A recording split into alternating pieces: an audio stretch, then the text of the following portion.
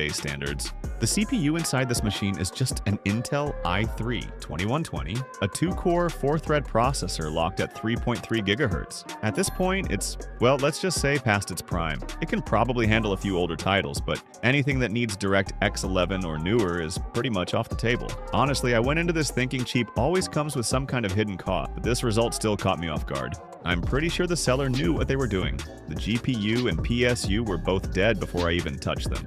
If you look at market value, this old monitor with its flaws is maybe worth $30, and the PC itself, as weak as it is, might be $20 at best.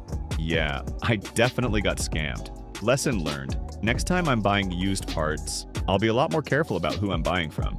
I just realized that this i3-2120 is basically the exact same CPU I reviewed in my previous video, so there's really no need to test it again. Let's be honest, it's barely good enough for Minecraft or any lightweight titles, so it's definitely time for an upgrade.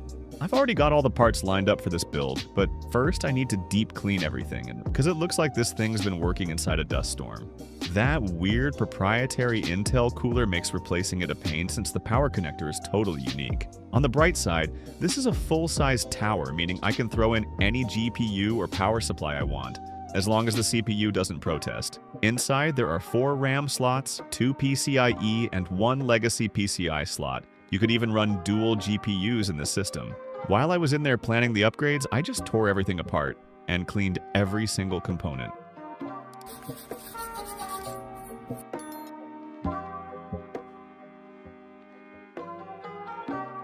It took me about 4 hours of patience and careful work to get it done. If you're enjoying this kind of content, make sure to hit that hype button so more people can see it. And of course, I swapped in a brand new power supply, not just for efficiency, but to make sure this thing doesn't suddenly burst into flames while gaming. For this old CPU, I decided to invest about $20 to upgrade it to something with higher clocks and more cores. The Xeon E31270. It's a 4-core, 8-thread chip running at 3.4 GHz, with a turbo boost up to 3.8 GHz. Now, it's definitely not a gaming monster, but compared to the original CPU, this thing is about 170% faster. Honestly, if you're broke like me, this is one of the best budget upgrades you can make.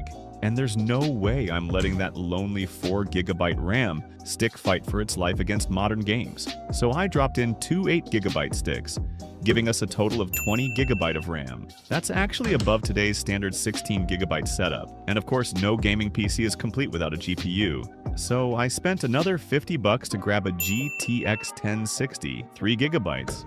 Sure, it's not exactly a powerhouse by today's standards, but it's still strong enough to let the CPU stretch its legs and handle modern titles